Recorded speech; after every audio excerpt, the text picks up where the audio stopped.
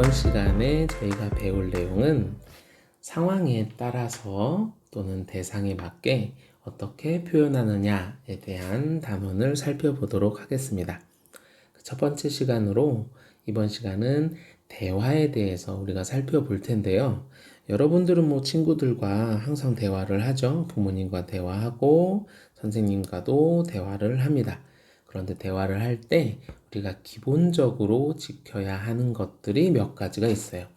여러분들 기본적으로 잘 친구들과 대화하면서 지키고 있지만 어떤 측면에서는 이런 기본적인 원칙들을 놓쳐서 친구들과 싸우기도 하고요. 갈등이 생기기도 합니다. 대화만 잘 해도 친구들과의 관계가 더 좋아지고 그 다음에 상대방을 이해하고 자신의 의견을 더 잘 전달할 수 있습니다. 그래서 이번 시간에는 공손성의 원리에 대해서 살펴보면서 어떻게 얘기하고 어떻게 행동해야 상대방을 이해하고 상대방을 배려하면서 얘기를 잘 할 수 있는지 살펴보도록 할게요. 자, 교과서는 65쪽을 한번 펴주시고요. 65쪽에 공손성의 원리에 대해서 설명을 해놓은 부분을 먼저 살펴보고 그 다음 내용으로 넘어가도록 하겠습니다. 자, 65쪽 공손성의 원리 살펴볼게요. 자, 공손성의 원리란 대화 참여자들 사이에 공손하고 예의 바르게 말을 주고받는 태도를 의미합니다. 라고 되어 있어요. 그쵸? 대화에서 지켜야 할 원리를 이익과 부담, 칭찬과 비방, 일치와 차이라는 측면에서 설명하는 것을 얘기하죠. 그래서 이 부분에 대해서 우리가 살펴볼 거고요. 이처럼 대화 참여자들이 서로의 인격을 존중하고 예의를 갖추고자 하는 공손성의 원리는 이 공손성의 원리가 어떠한 영향을 주냐면 대화를 원활하게 하는 원동력이 되고요. 대화 참여자들 사이에 사회적 관계를 형성하고 유지하는 기능을 한다. 그렇죠? 어떤 관계에 긍정적인 기능을 할 수 있게 해주는 거죠. 공손성의 원리를 기반으로 대화를 하면 원만한 대인관계를 유지하고 갈등이나 문제를 해결하는 데 도움이 된다라고 되어 있습니다. 그래서 일반적으로 우리가 공손성의 원리를 잘 이용한다면 대부분 아주 긍정적인 결과를 얻을 수 있습니다. 자, 밑에 보면 대화의 순서교대라고 하는 내용이 또 나와 있는데요. 자, 이 부분은 선생님이 굳이 설명을 안 해도 여러분들 기본적으로 알고 있는 내용들이에요. 자, 대화는 연설이나 토론에 비해 의사소통의 참여가 굉장히 자유롭다. 그렇죠. 그렇기 때문에 이 자유로운 참여 때문에 일어나는 문제가 생겨요. 그게 뭐냐면 대화를 할 때 기본적인 구조와 규칙을 놓치는 경우가 있는데 대화에서도 그런 화제를 전환하고 끝을 맺고 하는 일정한 구조와 규칙이 있다는 거예요. 그래서 서로 교대해 가면서 얘기하는 것을 순서 교대라고 하는데 우리가 일반적으로는 여러분들이 이 순서 교대를 잘 하고 있습니다. 물론 대화를 하다 보면 자신이 듣는 것보다 말할 게 많아서 순서 교대가 엉키기도 하지만 이 부분은 선생님이 봤을 때 여러분들이 기본적으로 잘 하고 있다 이렇게 생각이 드네요. 자, 그러면 공손성의 원리에 대해서 다음 쪽에서 조금 더 자세하게 살펴보도록 하겠습니다. 자, 교과서 66쪽에 나와 있는 내용인데, 자, 배려하며 예의를 갖추어 말하기라고 되어 있어요. 자, 이게 공손성의 원리예요. 자, 공손성의 원리란 자신의 말이 상대에게 미칠 영향을 고려하여 상대를 배려하며 예절을 갖추어 대화하는 방법이다 라고 되어 있죠. 자, 여기에서 핵심은 이거예요. 상대방을 배려하는 대화. 상대를 생각하는 대화인 겁니다. 이걸 생각하면 조금 더 쉽게 이해할 수 있을 거예요. 자, 공손성의 원리를 갖추어 대화하는 방법을 정중어법이라고 합니다. 네. 자, 정중하지 않는 표현을 최소화하고 정중한 표현을 아주 최대화하는 하여 대화하라는 것이 정중어법이고 이렇게 포함된 경률이라고 하는 규칙 이게 총 5가지가 있습니다. 자, 이 5가지의 경률은 요령의 경률, 관용의 경률, 칭찬의 경률, 겸양의 경률, 동의의 경률 이렇게 5가지를 얘기합니다. 그래서 교과서에 이미 순서대로 쭉 나와 있고 이번 시간에는 요령의 경률과 관용의 경률 2가지를 살펴보도록 하겠습니다. 자, 그러면 67쪽으로 넘어가 볼게요. 자, 첫 번째 요령의 경률입니다. 자, 우선 요령이라고 하는 말의 뜻을 알아두면 도움이 될 거예요. 자, 요령 오른쪽 날개 보면 자, 일을 하는데 꼭 필요한 묘한 이치라고 되어 있죠. 자, 여기에서는 이 요령의 경률은 뭐냐면 어떻게 보면 요령 있게 대화를 하라는 거예요. 그런데 그 요령의 핵심은 상대입니다. 상대가 부담스럽지 않게 얘기하기라고 되어 있어요. 그래서 이것은 상대방의 말을 듣는 상대방의 이익은 높여주는 거예요. 대신 이익이 높아진다는 얘기는 상대방의 부담은 낮아진다. 이런 식으로 대화를 하면 된다라는 겁니다. 자, 이렇게 외우면은 잘 머릿속으로 안 들어갑니다. 그래서 예시를 한번 볼게요. 자, 승우가 얘기합니다.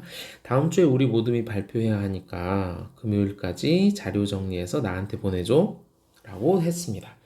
그랬더니 서연이 그렇게 빨리? 라고 했어요. 자, 그리고 요령의 경률이 언뜻 보면 좀 어렵기도 하는데 자, 이 대화 내용을 봤을 때 큰 문제가 없어 보이죠. 그쵸? 그런데 이 밑에 보니까 이렇게 돼 있어요.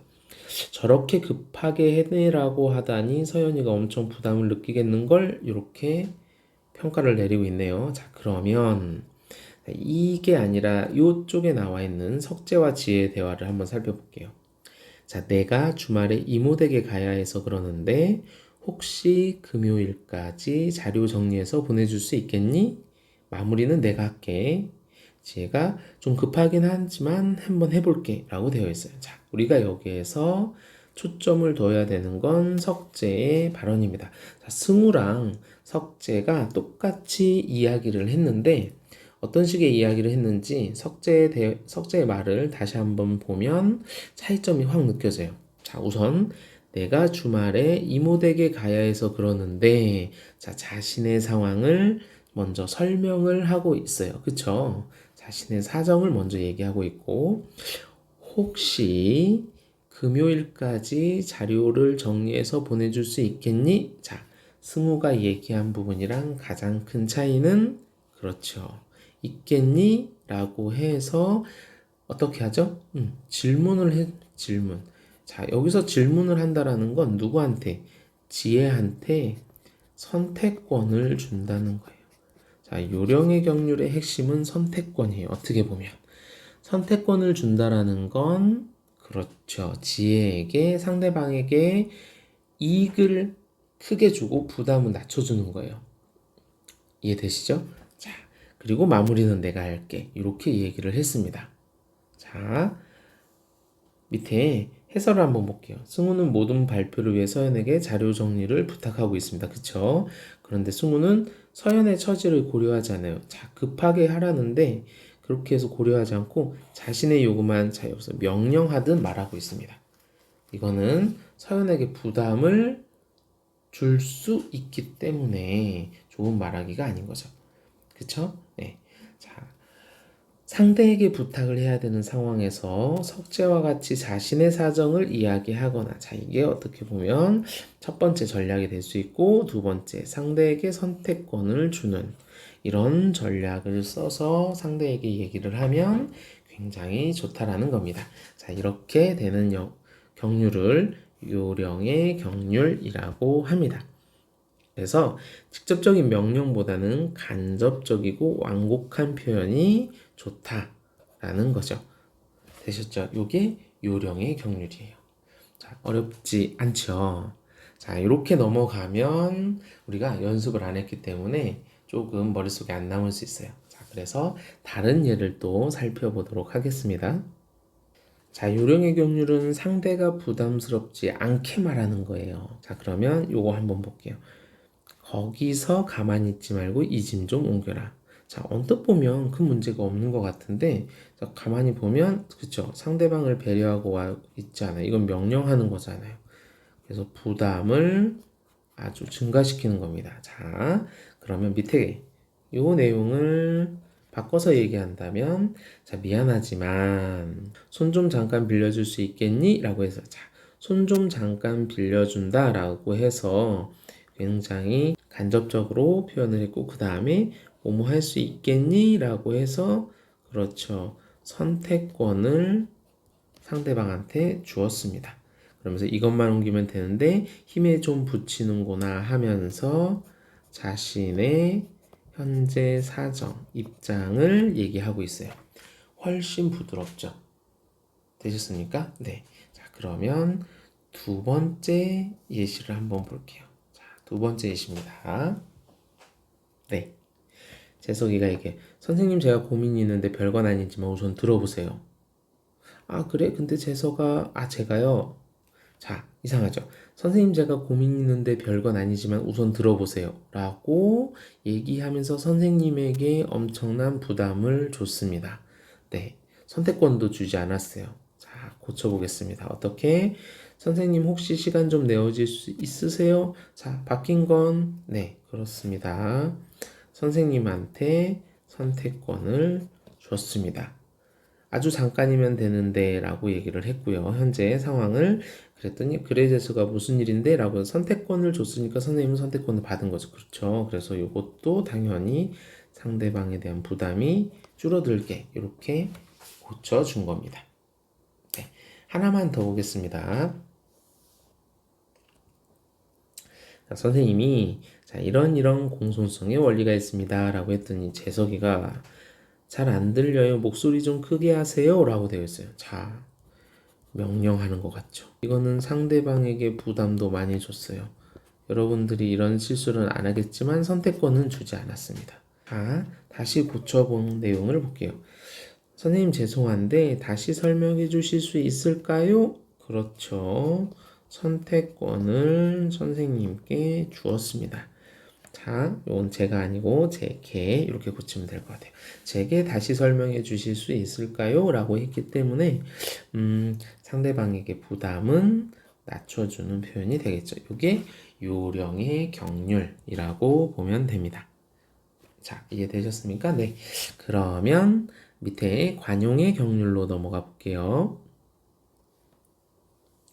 자, 관용의 경률은 이번에는 상대방이 아니라 나, 그쵸? 자기 자신의 탓으로 돌려서 얘기하는 겁니다. 그러니까 상대방을 위한 대화인데 관용을 보여준다라는 거예요. 그쵸? 그래서 자신에게 부담을 높여주는 거예요. 그러니까 내가 부담을 많이 느끼고 나의 이익은 떨어뜨려 주는 거예요. 내가 오히려 너그럽게 이익을 떨어뜨려 주는 거예요. 이걸 관용의 경률이라고 합니다.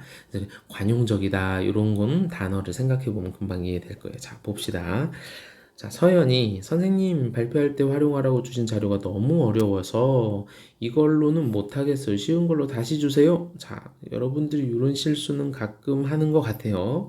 자, 선생님이 이게 어렵다고 하지 뭐 다시 읽어보렴 이렇게 돼 있어요. 자, 서연이가 얘기한 부분은 그쵸. 선생님을 탓하고 있죠. 지금 자기 자신의 부담을 높이고 이익을 떨어뜨려 줬어야 되는데 관용적인 표현이 아닌 거예요. 관용의 경률에 어긋납니다. 자, 이거를 지혜는 어떤 식으로 했는지 볼게요. 선생님 발표할 때 활용을 주신 자료 제가 잘 이해하지 못해서 혹시 조금 쉬운 자료로 찾아주실 수 있을까요? 라고 되어 있어요. 자, 여기서 핵심은 그렇죠. 제가 잘 이해하지 못해서 라고 되어 있어요. 제가 잘 이해하지 못해서. 자신의 이익을 떨어뜨리고 부담을 높여준 거죠. 됐습니까? 그래서 상대방에게 부담을 덜 주는 방법으로 이번에는 자기 자신을 낮추는 거예요. 요걸 관용의 경률이라고 합니다. 네, 그러면 68쪽으로 넘어가서 설명을 잠깐 볼게요. 자, 서연은 발표를 준비하는 과정에서 선생님께 건의를 하고 있는데 이것을 선생님 탓이라고 생각을 했기 때문에 이거는 잘못된 표현이다. 그래서 상대방에게 불쾌감을 줄 수 있는 거죠. 그렇죠? 네. 그래서 상대에게 건의를 해야 되는 상황에서는 건의를 하는 상황에서는 지혜와 같이 상대방을 배려해서 문제의 원인을 자신의 탓으로 돌려 표현을 하면 훨씬 상대방을 배려 있게 상대방에게 배려를 해주는 표현이라고 볼 수 있겠어요. 이런 표현을 관용의 경륜이라고 합니다. 그래서 이 경륜에 따르면 자신의 부담이 커질수록 상대방의 이익이 줄어들수록 훨씬 더 예의 있는 표현이 되는 거죠. 상대가 아니라 자신의 이익. 네. 자신의 부담이 커지고 자신의 이익이 줄어들수록 예의 있는 표현이 되는 겁니다. 자, 그러면 요것도 우리 다른 예를 한번 살펴보도록 할게요. 자, 자신의 탓으로 돌려 말하기. 자, 선생님 안 들립니다. 좀 더 크게 말해주세요. 라고 얘기했어요. 요거는 별로 좋지 않아요. 이걸 바꾸면 제가 잠시 다른 생각을 해서 그러는데 다시 말씀해 주시겠어요? 라고 돼 있어요. 자, 핵심은 그렇죠. 제가 잠시 다른 생각을 했으니까 선생님의 목소리가 뭐 작다 크다 이게 중요한 게 아니고 제가 조금 딴 생각을 했습니다. 해서 자신의 이익을 떨어뜨렸죠. 그쵸? 네. 자, 밑에 있는 거 한번 보겠습니다. 선생님이 아까 필요한 정보를 안 주는 게 태도의 경륜을 어긴 거라고 하지 않으셨어요? 라고 얘기하면서 그렇죠. 이거 지금 선생님이 뭔가 잘못했다라고 하는 선생님 탓을 하고 있죠. 자기 자신을 어떻게 자기 자신의 이익을 낮추는 게 아니라 선생님에게 오히려 부담을 많이 주고 있는 말하기를 하고 있어요. 자, 밑에 한번 볼게요. 그것을 재석이는 어떻게 얘기하냐면 제가 집중력이 약해서 잠시 다른 생각을 하느라 못 들었는데 혹시 요게 뭐라고 두드러지는 대화의 원리가 뭐라고 했나요? 라고 이렇게 질문하고 있어요. 자, 그쵸? 자기 자신이 뭔가 부족하다라고 해서 자기 자신의 이익을 낮추고 있죠. 됐습니까? 네. 그래서 관용은 말 그대로 관용적인 상대방을 용서하는 그런 의미가 들어가 있기 때문에 그것은 내 이익을 최대한 낮추는 표현이다.